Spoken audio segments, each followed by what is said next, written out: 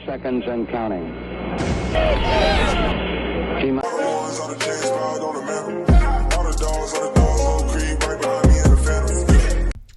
Alright guys, we have some major news coming right now.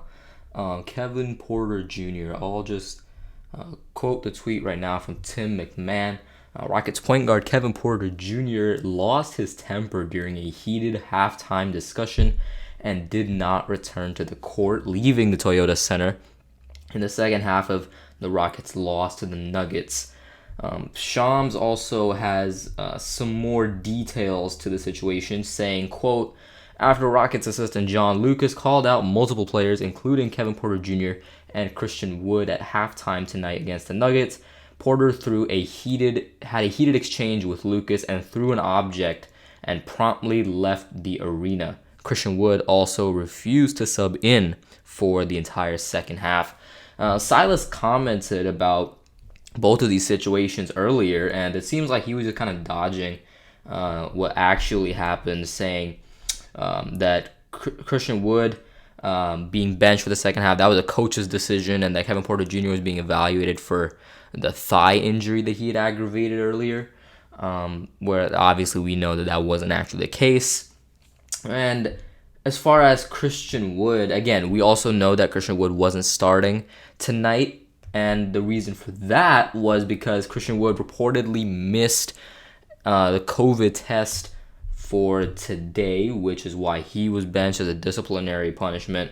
And John Lucas was calling out this team for its lack of effort, and this lack of effort discussion prompted an argument in the locker room, specifically between KPJ and Christian Wood, which eventually, of course, resulted in Kevin Porter Jr. driving out of the Toyota Center. Again, the fallout of this is that, again, there's almost certainly going to be some type of punishment for both Christian Wood and Kevin Porter Jr. I would assume KPJ takes the longer end of the stick here as far as the punishments go, and he's definitely going to get fined, that's for sure. He might even get suspended, and I wouldn't even rule out him potentially getting traded or cut, which is probably more likely because I doubt Kevin Porter Jr.'s trade value is that high, if anything, honestly. Because, again, this is the second time in about as many years that Kevin Porter Jr.'s had an emotional fallout like this. Of course, we all remember what happened in Cleveland last year with him losing his locker to Taurean Prince and then, throwing food and all of that. We know what happened there. And with KPJ, again, I think people are kind of overreacting as far as the possibility of losing Kevin Porter Jr. You have to remember that we didn't really give up a whole lot to get him in the first place. We basically got him for free. So it's not a huge loss in the long run as far as losing Kevin Porter Jr. goes.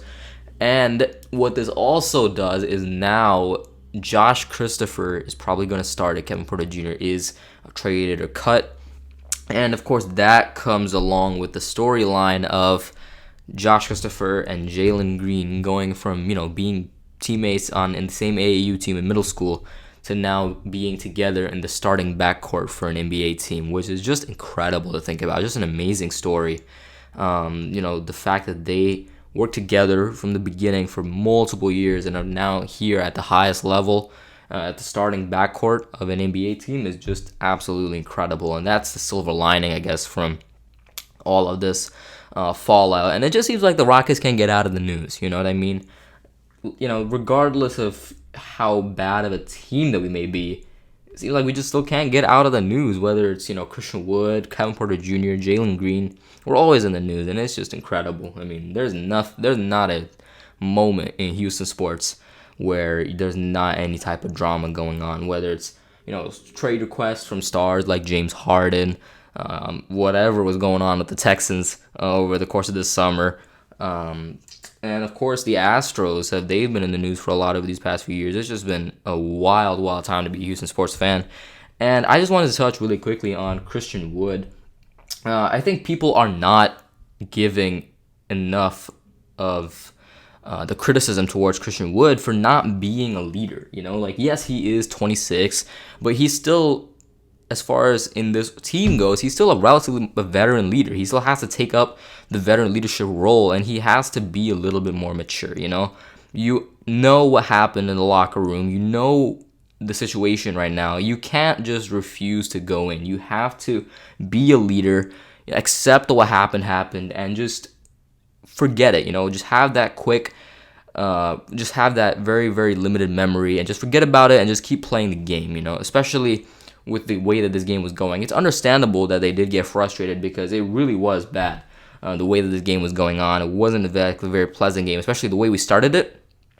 And the way that it all just went away, just absolutely unacceptable. So it's understandable to see why the emotions were running high, but it's still absolutely Christian Wood deserves some of the blame here as far as not taking up a bigger leadership role and just leading by example, and just continuing to play on, try to move on with things as much as possible. But again, there's certainly going to be a lot of fallout over these next few days as far as punishments for all the parties involved in this matter. And we will, of course, keep you updated about it all here. But for now, this is it. And again, just an absolutely incredible way to start the new year.